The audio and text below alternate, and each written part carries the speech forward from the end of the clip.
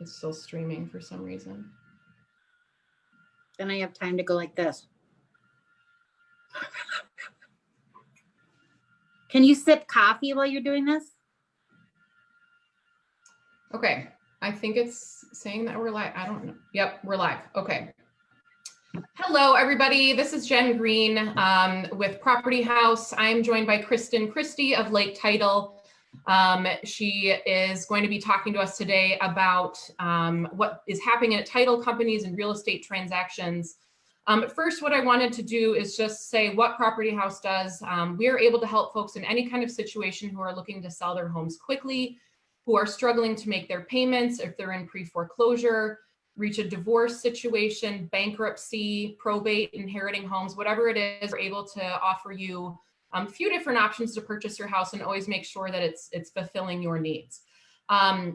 So I wanted to give an update though on the mortgage forbearance because there were a few different articles that came out yesterday about Fannie and Freddie Mac talking about the mortgage forbearance and like the uber confusion that there is behind this. And just so I'm clear, I want to make sure that you all know that this is my interpretation of what I'm reading from these articles. It's always best to contact your bank and ask them what those options are. So what it's seeing right now is about 7% of the population or so, or about 3.5 million people have filed for a forbearance with mortgage companies. Now, what Fannie and Freddie is saying is that initially, as I had said a while ago, and every time, what a forbearance really means is that those 3 months that you're not paying, or that 90 days grace that they were giving you, typically on that 4th month, right, you'd have to pay everything in a lump sum. What Fannie and Freddie is saying right now is that is not the case. But I do want to keep in mind that this is not for private loans. This is only what Fannie and Freddie are saying right now. But I also still want to caution on that side of them saying, okay, yeah, this is not what we're doing. But I always say, if you can pay your mortgage, pay your mortgage. If you can. If you cannot, then again, like I said, contact your bank. You're still going to have that option of paying in a lump sum if you're able to do that. But what they're saying right now is that those people that can do that can pay their mortgage, pay it. If not, there is a repayment plan, which we were talking about before, which is kind of it's going to allow borrowers to catch up gradually. So perhaps you'll be paying your mortgage plus whatever is that's owed, on top of that in monthly installment payments. So perhaps, if your normal mortgage is $2,000, you'd end up paying, I don't know, $2,500 for 4 months or something like that. So that's the repayment plan. There's also that payment deferral or a payment modification. So that is where those monthly payments will go to the end of the loan. And so instead of a 30-year mortgage, you'd maybe have a 30.5-year mortgage. And then there's also the loan modification, right? Which is more or less going to change what your payment is. And these are all still things that people have to go through to make sure that they qualify for them, number one. So always make sure that you're keeping in contact with your bank, because typically what will end up happening is 30 days before that forbearance is supposed to be over, they'll contact you. But I always say, be proactive on your side. You contact the bank and determine what the best plan will be for you to make those payments. Now, again, some people are pushing it off for a year of payments, but do think about that and what that means, because that's a lot of money to be pushing off. And the thing is perhaps you'll be back to work in 3 months. Perhaps you won't. Perhaps you're going to have to find something else. Maybe the company that you work for is closed. I just want you to keep these things in mind and know that this came out through Fannie and Freddie yesterday. It's all posted on our website under the blog. So this article is already posted there for you. And then also, obviously, all of our lives that we do are on our video on our website too, www.propertyhousepartners.com. That's available in our video library. All right, so if anybody does have any questions about that, please feel free also to reach out to us, hello@propertyhouseinvestments.com. We're more than happy to help you. And like I said, all this information is available on our website. So thanks for staying with me for that. But Kristen, you're up, my dear. Kristen is a lead executive closer with Lake Title, which is located in Bloomington. She actually does all of our closings for us and has been a really, really big part of our team that we have at Property House. And so, Kristen, did you want to give a little background on Lake Title at all? Yeah. Hello, everyone. Lake Title actually is a new company. However, I have over 20 years closing experience. They opened their doors in September of last year, 2019. Things have been really going very well. And there is no, the staff here is extremely experienced. We do have a real estate attorney on staff. So there's a lot of positives with Lake Title. Nice office, great people, good service. I'm always fun. So that's Lake Title pretty much. I mean, a standard title company, but there is a lot of knowledge behind it to do very unique transactions and especially investor transactions. Great. Thank you. So, I wanted to give folks just kind of an update and let them know what's happening with title companies because, there's been a lot of things happening in real estate. And so just to kind of get an idea on the back end, of how things are working out. So, title companies were obviously deemed essential throughout the coronavirus. So what has Lake Title done? And I know obviously just did a closing with you last week.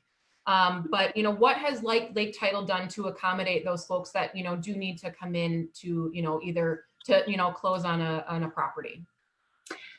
Good question. What we do is one thing so here's the whole process. When you show up to do a closing here, we can guarantee that we have a very safe, disinfected environment.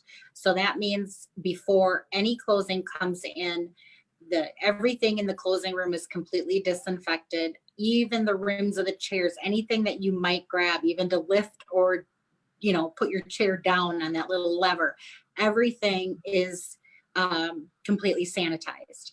The other thing we do is we provide brand new pens for every closing, and we ask you to take the pens with you before you leave because then we don't have any germs left behind. Prior to the closing, we get your driver's licenses. Before you even go in the room, we get your driver's licenses right away, have you put those away, and then we have a sink in our office that we require everybody to do the full 20-second wash your hands scrubbing and a full rinse. I know it's so different than it was, but we have to do it for everybody's safety. I have kind of noticed, I do have some gloves, but I've kind of noticed it's kind of defeats the purpose to wear gloves anywhere you go because bottom line, you're still touching everything the same, just with the gloves. So your best bet is to just have clean hands to go in, and when you get out, wash your hands again. So that's what I've been doing. The other thing though is I do have a mask, and some people come with masks on, but I do it to prepare myself personally because I obviously expose myself every single day as an essential employee for this unfortunate pandemic. Right. So those are the things that we are doing when you come to the closing. It's been working well. Nobody has come here and expressed any fears. If you have a mask, great. I suggest wearing it. I do know that you can go on the COVID site and get instructions to make your own mask at home as well. Okay. So have you, in terms of like what your staffing looks like at the office, what is that like? Do you have people, people there all the time? Sometimes, what does that look like for you guys?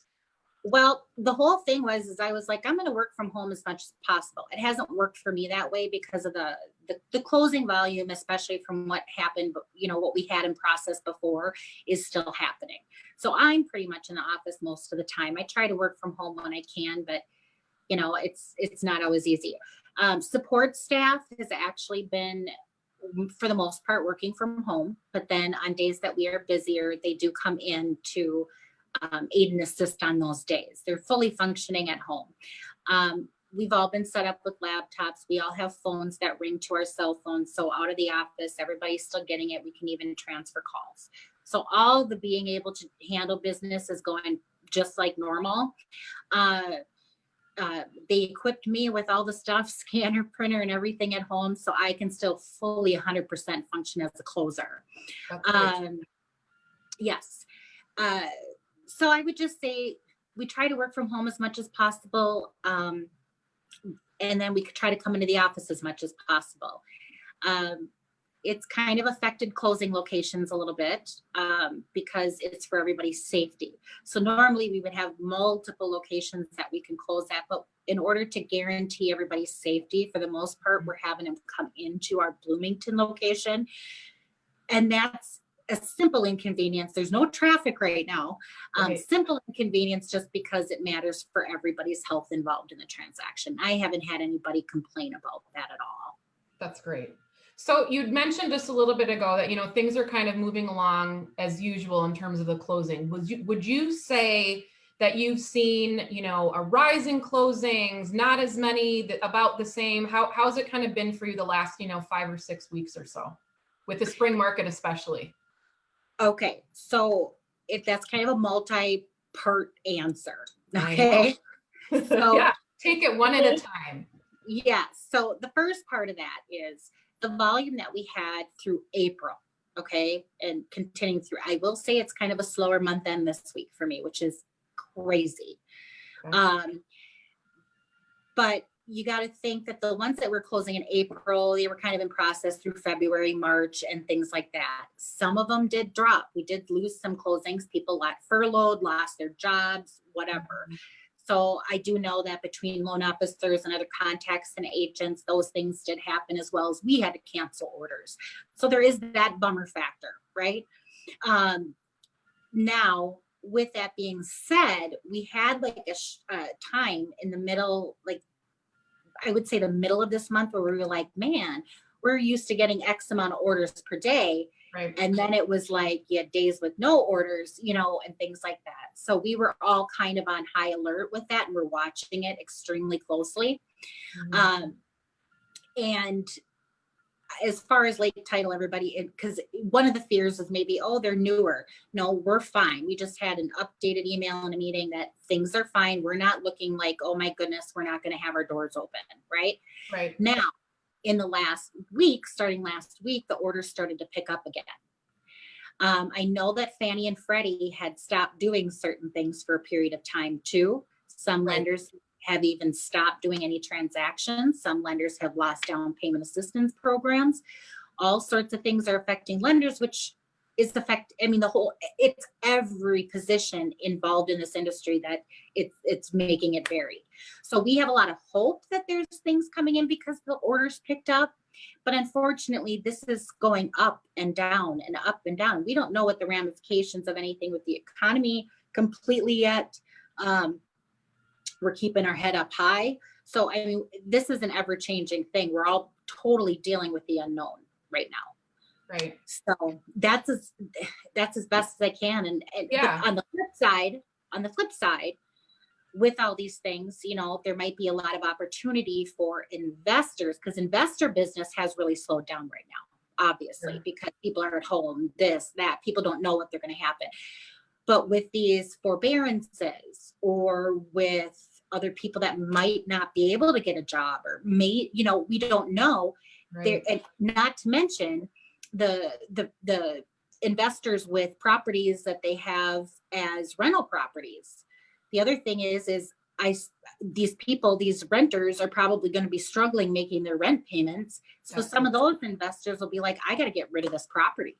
Right. That's it. I just don't want to deal with this anymore. It's costing me a lot more money. So those properties might be more available. There might be an increase of foreclosures, give or take with this forbearance thing. We don't know. Right. So on the flip side, down the road, say come fall or something like that, that might, help investors to find property. So, it's going to be a really fluctuating thing. We haven't seen anything like this before. We've always known it's a volatile industry, but this is just off the map. Yeah. It really is. Yeah. So in terms of like things and not really knowing, I know you're obviously a notary. Have you had to do any like virtual notarizations or like travel notaries or anything like that? Because I know that's what I was kind of talking about a little bit with some of my estate planners when I was on a little while ago, is, how are we getting things notarized?